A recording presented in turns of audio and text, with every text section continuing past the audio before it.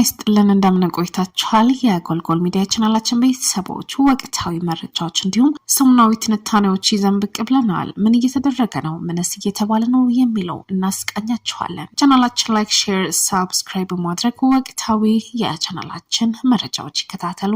ወደ ያዝነው ዝርዝሮችን እንለፍ። ቀጠናው ታምሷል። በጎጃም ቀጠና ከባድ ውጊያ እየተደረገ ነው።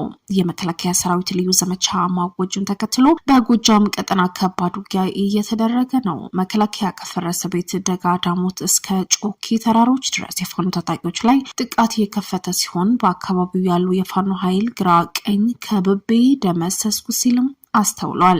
ጀነራል መሐመድ ተሰማ የሚመሩት የምስራቅ እዝ ካለፈ ሐሙስ አንስቶ በጎጃም ቀጠና የፋኖ ኃይሎች ላይ መጠነ ሰፊ ዘመቻ ከፍቷል። የፋኖ ጠንካራ ይዞታቸው ላይ ያነጣጠረውና የፋኖ ያለበት ቦታ ድረስ ሂዶ የመምታት ኦፕሬሽን በከባድ ሰብአዊና ቁሳዊ ኪሳራም ታጅቦም ቀጥሏል። ከሰሞኑን በተለይ በጮቄ ተራሮችና ደጋ ዳሞት ቀጠናዎች እልህ አስጨራሽ ጦርነት ተደርጓል። መከላከያ ዛሬ ባጋራው ሪፖርት ዘመቻቸው ድል እንደቀናው ሲገልጽ ዘመቻው የፋኖ ዋና ምሽግ በሆኑ በጮቄና አካባቢው ባሉ የቡቅላ ታዳጊ ከተማ ቀኝ አቦ ገዳማላ፣ ደብረ ዘይት፣ አመስቲያ፣ ካባዋሻ፣ ሚካኤል ኮርታ፣ ስናን ማርያም፣ መስታወት ኮረብታ፣ ፍቅጣር፣ ገነት ማርያም፣ ቁጭትና አልማ የተባሉ የጮቄ ሰንሰለታማ ተራሮች ያነጣጠረ ነው። በእነዚህ አካባቢዎች ጽንፈኛ ቡድኑ በገባበት ገብቶ አሳዶ በመምታት በድል የታጀበ ኦፕሬሽን እየተደረገ ነው በማለት አስታውቋል። የዘመቻው ዓላማ የፋኖ መረብ መበጠስና የህዝብ ደህንነት ማስከበር እንደሆነ ሲገልጽ ድል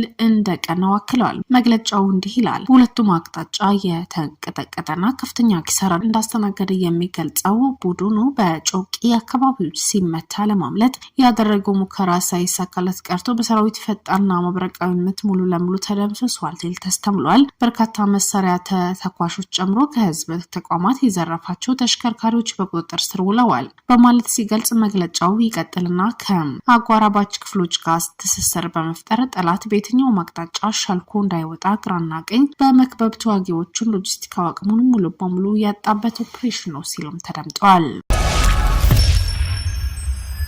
ሰላም ማስከበር በሚል ሽፋን የትግራይ ህዝብ እንደገና ወደ ጦርነት ለመግፋት የሚደረገው አደገኛ አካሄድ መቆም አለበት ይላል ይፋው መግለጫ።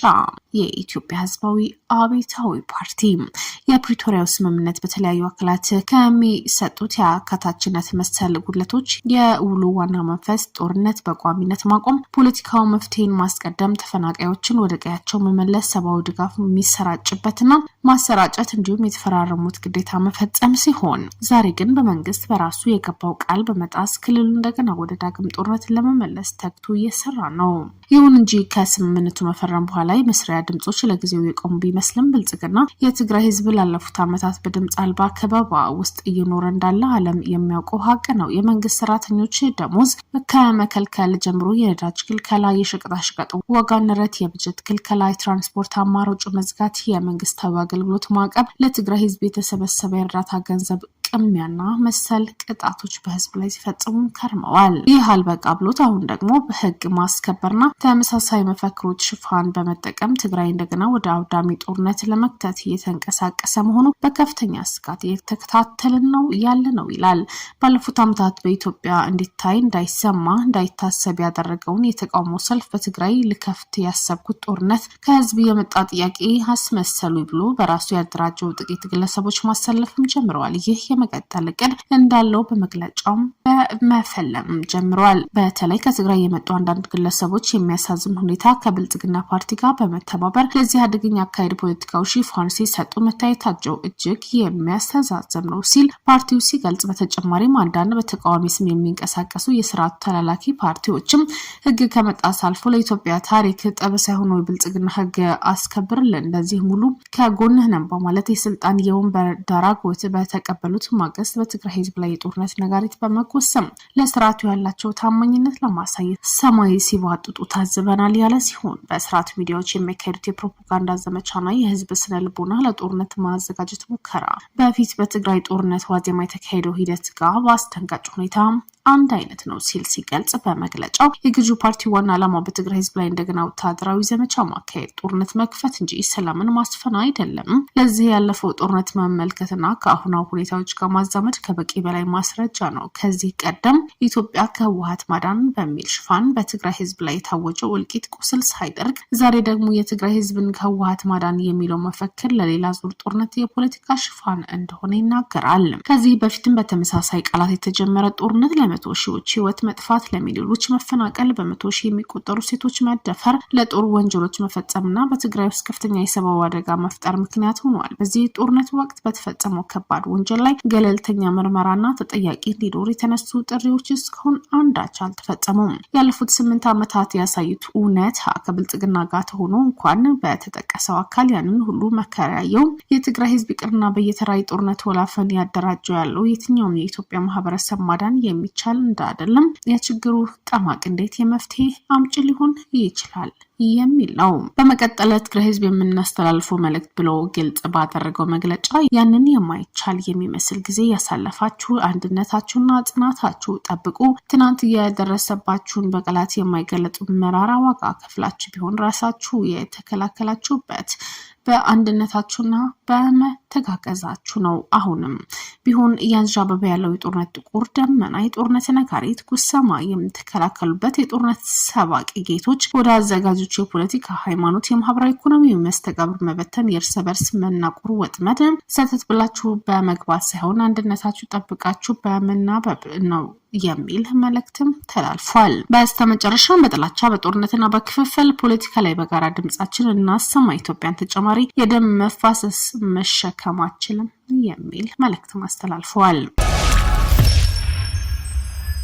የኢትዮጵያ ፌዴራል ፖሊስ ከ60 በላይ ለሚሆኑ ስደተኞች ሞትና ለበርካታ ሴቶች መደፈር ተጠያቂ ናቸው የተባሉ 17 አደገኛም የሰዎች አዘዋዋሪዎች በቁጥጥር ስር መዋላቸው አስታወቀ።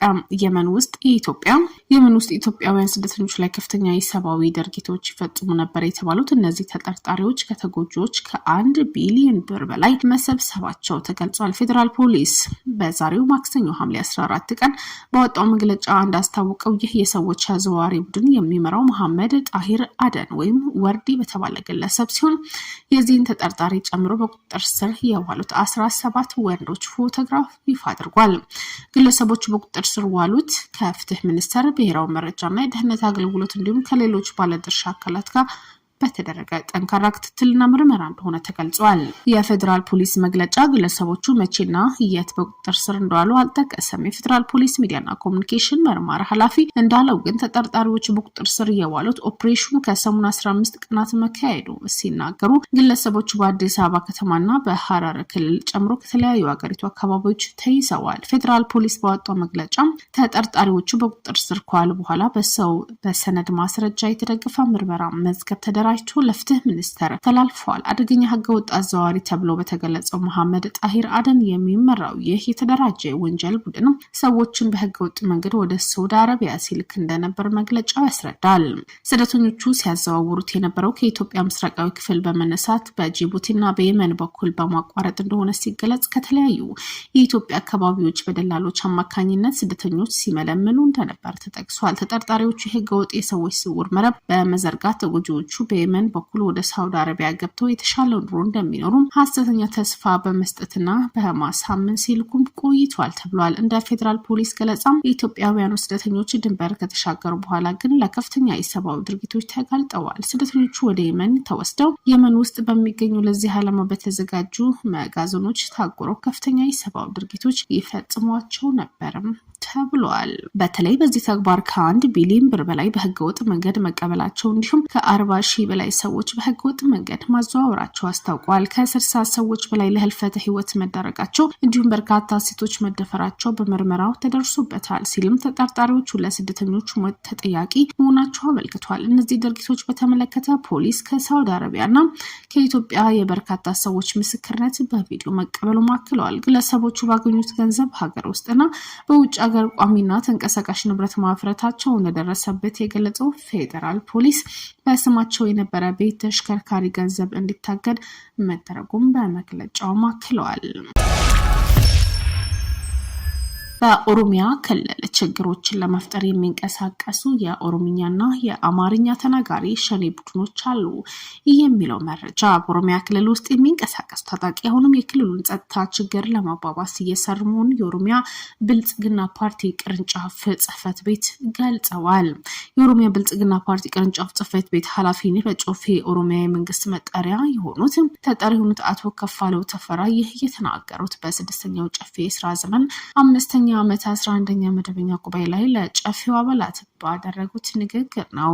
በመቀጠል ያሉት የኦሮሚያ ተናጋሪ እና የአማርኛ ተናጋሪ ሸኔ ኃይሎች ሲሉ የገለጿቸው እነዚህ አካላት በጋራ በመሆን የጀመሩት የልማት ስራዎች በተለይ የተጀመረው ስርዓት ለማስቀጠል ሂደት የማደናቀፍ ልዩ ልዩ ሙከራዎች ሲያደርጉ መቆየታቸው ይገልጻሉ። አክለው እነዚህ አካላት በሀሳብ ደረጃ የማይስማሙ ቢሆኑም በሚያቀናጃቸው አካል የሚላኩ መሆናቸው በመጥቀስ ወንጅለዋል። በኢራን የሚደገፉ የመን ሁቲዎች በሳውዲ አረቢያ ላይ የባህር ላይ እገዳ መጣላቸው አስታወቁም። በኢራን የሚደገፉ የመን ሁቲ አማጽያን በሰኞ ዕለት በባላንጣቸው ሳውዲ አረቢያ ላይ የባህር ላይ እገዳ ማውጣታቸው አስታውቋል። ይህ ባለፈው ሳምንት በሁለቱ ወገኖች መካከል ከዓመታት በኋላ ለመጀመሪያ ጊዜ የተለዋወጡት ተኩስ ተከትሎ ውጥረቱን ይበልጥ ከፍ አድርጎታል። ከአማጽያን ወታደራዊ ቃል አቀባይ ያህሪ ሳሪ በቪዲዮ በሰጡት መግለጫ ይህ መግለጫ ከወጣበት ጊዜ ጀምሮ ተግባራዊ የሚሆን አይን ስለ አይን በሚባለው መርህ ላይ የተመሰረተ በወንጀለኛው የሳውዲ ጠላት ላይ ባህር ላይ እገዳ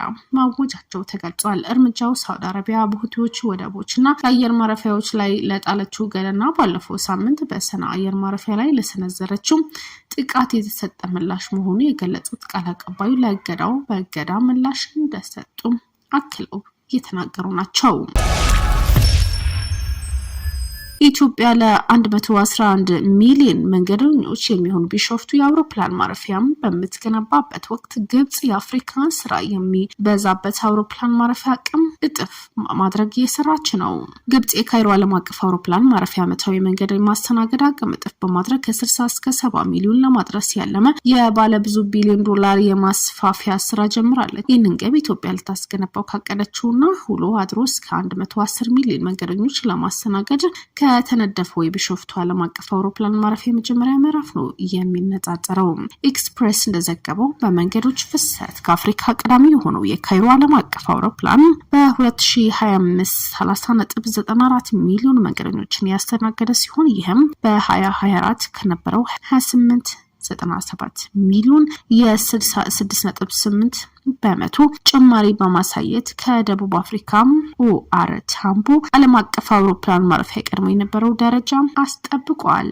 የቻናላችን ቤተሰቦች ለዛሬው ያዝናቸው ወቅታዊ መረጃዎች ይህንን ይመስሉ ነበር። ተመልሰን በአዲስ ወቅታዊ መረጃዎች እንገናኛለን። ቻናላችን ላይክ፣ ሼር፣ ሰብስክራይብ በማድረግ ይከታተሉን።